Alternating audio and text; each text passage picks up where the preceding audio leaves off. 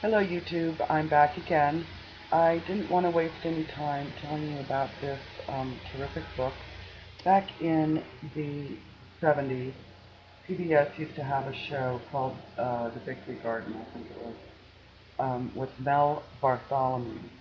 And he developed a method and wrote a book called Square Foot Gardening. If you haven't heard about this method of gardening, you really need to check it out.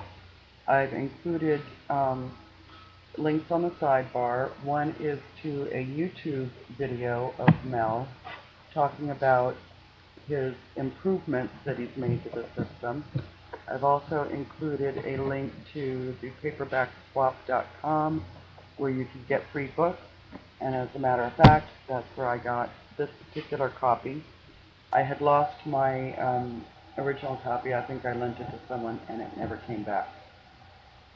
I hate when that happens. Anyway, I have another copy now, and this method is fantastic. It's all based on above ground, on the ground, but raised bed, 4-foot by 4-foot gardens. Each 4-foot by 4-foot square is divided into 1-foot squares.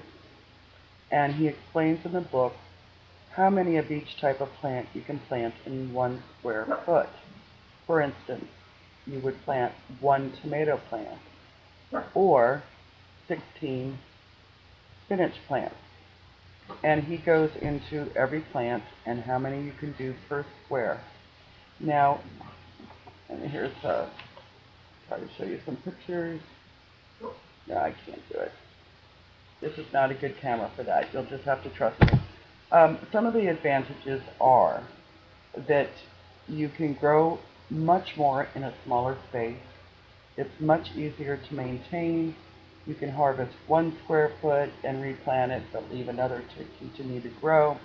It's easier to control pests, to control if you need a little more shading, you can just shade that 1 square foot area. It's easy for children to figure out exactly how to do things.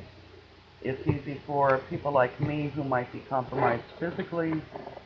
These days, if I sit down on the ground, I'm not getting back up without help. So if I can, he shows that you can raise them up even higher off the ground, for instance on sawhorses or something, so that people who have difficulty like myself can still reach it and maintain it. 4-foot by 4-foot is small enough that you can go to any one side of the garden and still be able to reach and to harvest and to work the soil. Because this is a raised bed garden, you improve your drainage.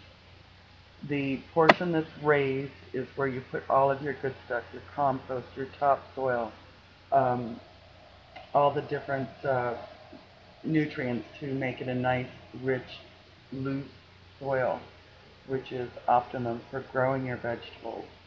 I really just can't say enough good about this guy.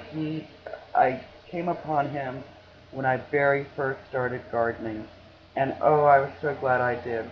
The whole season before I had spent trying to amend some really nasty soil that I had. And believe me, I spent hundreds of dollars because it was bad soil on gypsum and sand and peat moss and you name it. I just worked tons of stuff into the soil and it never was very good. Then I found this guy and tried his method, put all nice good stuff in the raised portion.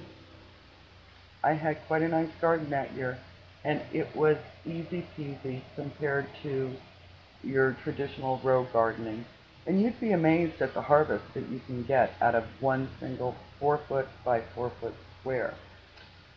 This is also a great method if, maybe you're in the city and you have access to a rooftop. This is a perfect type of garden for that kind of a situation. It's great for kids because it's easy to understand, it's easy to maintain. Because you have such a intense growing conditions, there's far less weeding, far less tilling of soil. So please watch his video that I've connected, because I think that'll give you an even better idea. Go on to the Paperback Swap, put in for that book. He's got about 15 different versions of it. I gave you the ISBN for the one that I have. Um, it took me about a year to get it, so I mean, it's a popular book. If you're going to try to get it free, you better get in now. But you could probably find it on eBay or Amazon or something like that. Give it a shot, and I hope it inspires you to get going. Take good care, folks. Bye now.